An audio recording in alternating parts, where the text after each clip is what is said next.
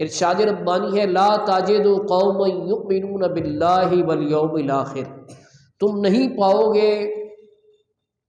اس قوم کو جو اللہ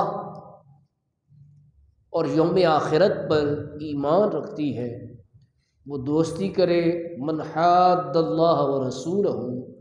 جو اللہ اور اس کے رسول کا مخالف ہے، اس سے دوستی دلی محبت نہیں کرتے۔ دوستی سے مراد ہے دلی محبت، جو اللہ اور اس کے رسول کا مخالف ہے اس سے نہیں کرتے۔ اگلی بات سنیں، وَلَوْ كَانُوا، اگرچہ ہوں آباءہم، ان کے باپ، او ابناءہم، یا ان کے بیٹے، او اخوانہم، یا ان کے بھائی، او عشیرتہم، یا ان کے خاندان کے، چاہے اتنا کلوز ریلیشن بھی ہو، لیکن اگر وہ اللہ اور اس کے رسول کا مخالف ہے تو وہ اس سے دوستی نہیں کرتے۔ لا تجد قوما یؤمنون باللہ والیوم الآخر یوادون من حاد اللہ ورسولہ ولو كانوا آباءہم او ابناءہم او اخوانہم او عشیرتہم۔ آگے اللہ نے ان کی شان بیان کی، یہ کون لوگ ہیں؟ اولئک، یہی وہ لوگ ہیں، کتب فی قلوبہم الایمان، ان کے دلوں میں اللہ نے ایمان نقش کر دیا ہے، ایمان نقش کر دیا ہے، لکھ دیا ہے۔ کاتبہ کا مطلب ہونا ہے لکھ دینا، نقش کر دینا۔ وَأَيَّدَهُمْ بِرُوحٍ مِّنْهُ، اور اپنی طرف کی روح سے ان کی مدد فرمائی ہے، اپنی طرف کی روح سے ان کی مدد فرمائی۔ اولئک کتب فی قلوبہم الایمان وَأَيَّدَهُمْ بِرُوحٍ مِّنْهُ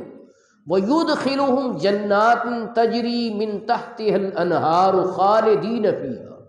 اور اللہ تعالیٰ ان کو ایسے باغوں میں، جنتوں میں داخل فرمائے گا جن کے نیچے نہریں رواں ہیں۔ اگلی خوشخبری کیا ہے؟ خالدین فیہا، اس میں ہمیشہ رہیں گے۔ اس میں کون لوگ؟ جو اللہ اور اس کے رسول کے دشمنوں سے دوستی نہیں کرتے، یہ ہمیشہ اس میں رہیں گے۔ رضی اللہ عنہم ورضوا عنہ، اللہ ان سے راضی ہو گیا اور وہ اللہ سے راضی ہو گئے۔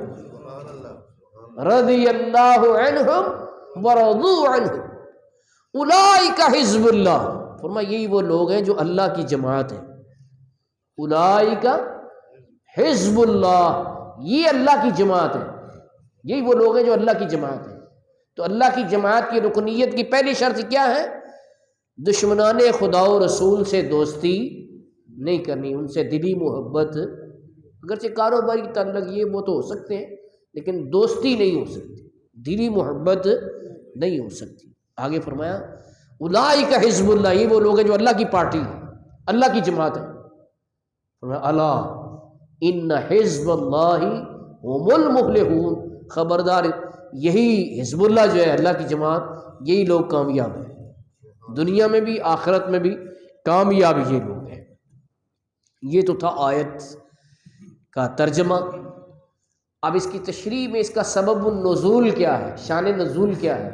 شان نزول کہتے ہیں جس کی وجہ سے کوئی آیت اترتی ہے، اس کو شان نزول کہتے ہیں۔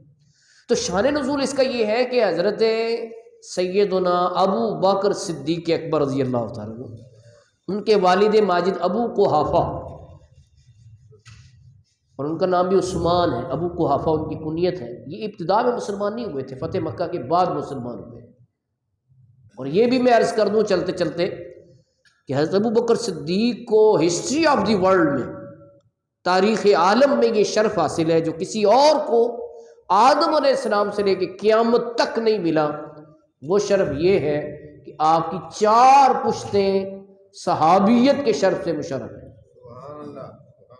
آپ کے والد صحابی، آپ خود صحابی،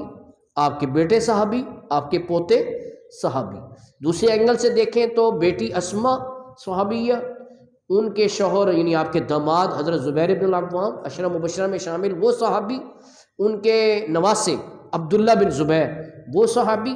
آپ کے دوسرے داماد حضرت طلحہ وہ صحابی، اور حضور صلی اللہ علیہ وسلم سے جو دامادی کا رشتہ ہوا وہ تو سبحان اللہ کمال ہی ہے، ٹھیک ہے نا جی۔ تو یہ آپ کی والدہ صحابیہ، آپ کی بیوی صحابیہ، تو یہ سارا خاندان صحابہ کرام کا خاندان ہے، اور رسول کریم صلی اللہ علیہ وسلم سے کتنا قریبی تعلق ہے۔ تو بہرحال یہ ضمناً ابھی باتوں میں بات کی، میں دوبارہ اسی بات کی طرف آتا ہوں کہ آپ کے والد ابو قحافہ سٹارٹ میں مسلمان نہیں بلکہ فتح مکہ کے بعد مسلمان ہوئے، شرف صحابیت پایا، بلکہ یہاں تک ہے کہ ان کو لے کر آئے رسول کریم صلی اللہ علیہ وسلم تشریف فرما تھے تو اپنے والد کا ہاتھ پکڑ کے لائے ابو بکر صدیق رضی اللہ عنہ کہ ان کو بھی اسلام کی دعوت دیں، یہ تیار ہے مسلمانوں نے۔ تو حضور صلی اللہ علیہ وسلم نے فرمایا اے ابو بکر ان کو کیوں لے کے آئے ہو، ہم ان کے پاس چلے جاتے،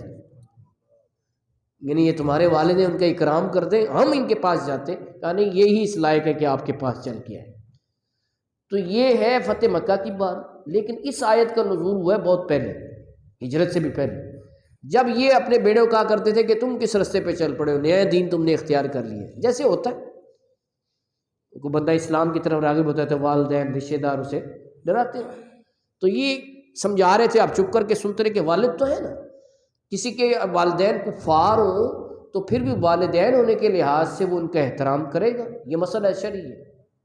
کہ دیکھیں والدین کی کتنی عظمت ہے کہ کفار بھی ہوں تو ان کا احترام ہے، البتہ ان کی بات جو اللہ اور اس کے رسول کی بات سے ٹکرائے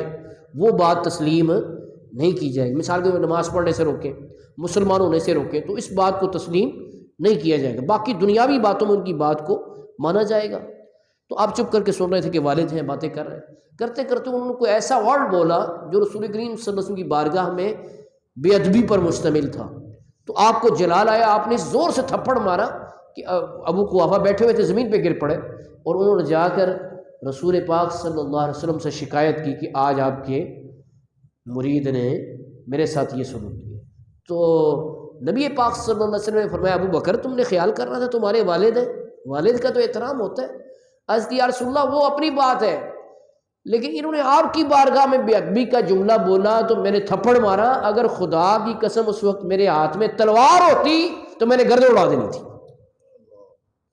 تب یہ آیت اتری جو ابھی میں نے پڑھی، لا تجد قوما یؤمنون باللہ والیوم الآخر یوادون من حاد اللہ ورسولہ،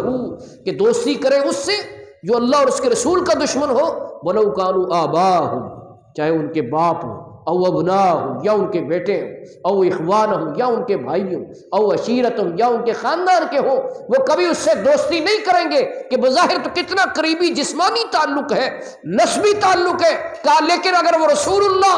صلی اللہ علیہ وسلم سے محبت نہیں کرتا، ان کی بے ادبی کرتا ہے تو ان سے ہمارا کوئی تعلق نہیں ہے۔ جی سبحان اللہ، یہی ایک مسلمان کی روش ہونی چاہیے۔ حضرت ابو بکر صدیق رضی اللہ تعالیٰ تو عاشق اکبر بھی ہے، تو عاشق رسول پھر کیسے رسول اللہ صلی اللہ علیہ وسلم کی شان میں بے ادبی پر مشتمل کوئی لفظ کیسے گوارا کر سکتا ہے؟ تو باوجود یہ کہ حضور فرما رہے ہیں کہ ابو بکر خیال کرنا تھا تمہارے والد نے فرمایا، عرض کیا یا رسول اللہ اگر میرے ہاتھ میں اس وقت تلوار ہوتی تو میں نے گردن اڑا دینی تھی۔ انہوں نے یہ جملہ کیوں کہا ہے آپ کے بارے میں؟ بعد میں اللہ نے فضل کیا، ابو قحافہ بھی شرف اسلام اور شرف صحابیت پا گئے، لیکن حضرت ابو بکر صدیق رضی اللہ عنہ کی محبت ہر رشتے ناطے سے بڑھ کر وہ اس واقعے سے ظاہر ہوئی۔ اور وہ واقعہ بھی آپ کے علم میں ہوگا کہ غزوہ بدر کے موقع پہ آپ کے بیٹے عبد الرحمن، وہ بھی شروع میں مسلمان نہیں ہوئے، بیٹے جوان تھے، تو غزوہ بدر میں کفار کی فوج میں شامل تھے، تو جب مسلمان ہو گئے تو پرانی یادیں تازہ کرتے ہوئے والد ماجد سے کہا ابا جان آپ کو غزوہ بدر کا وہ موقع یاد ہوگا جب میں کفار کی فوج میں تھا، آپ اسلامی فوج میں تھے، اور تلوار کا وار کرتے کرتے ایک وقت وہ آیا کہ آپ میری تلوار کے وار کے نیچے آ گئے، میں چاہتا تو آپ کی گردن اڑا دیتا، لیکن میں نے تلوار کے وار کو روکا، یہ سوچ کر کہ آپ میرے والد ہیں، آپ نے میری پرورش کی ہے، مجھے پالا پوسا ہے، اس وجہ سے میں نے چھوڑ دیا۔ جواباً حضرت ابو بکر صدیق نے کیا فرمایا، کاروان عشق کے قافلہ سالار نے کیا فرمایا، رسول اللہ کے یار نے کیا فرمایا، یار غار نے کیا فرمایا، حضور کے سچے جانثار نے کیا فرمایا، فرمایا اے بیٹے تو نے تو مجھے اس لیے چھوڑ دیا تھا جنگ بدر میں کہ میں تیرا والد تھا، لیکن خدا کی قسم اگر تو اس جنگ میں میری تلوار کے وار کے نیچے آتا تو میں نے نہیں دیکھنا تھا کہ تو میرے جگر کا ٹکڑا ہے، بلکہ دشمن رسول سمجھ کے تیری گردن اڑا دینی تھی۔ یہ ہے ہر رشتے ناتے دوستی تعلق واقفیت سے بڑھ کر حضرت ابوبکر صدیق کا پیار، جس کو حفیظ جلندری نے یوں بیان کیا ہے کہ محمد ہے متاع عالم ایجاد سے پیارے، پدر مادر برادر مال جان اولاد سے پیارے۔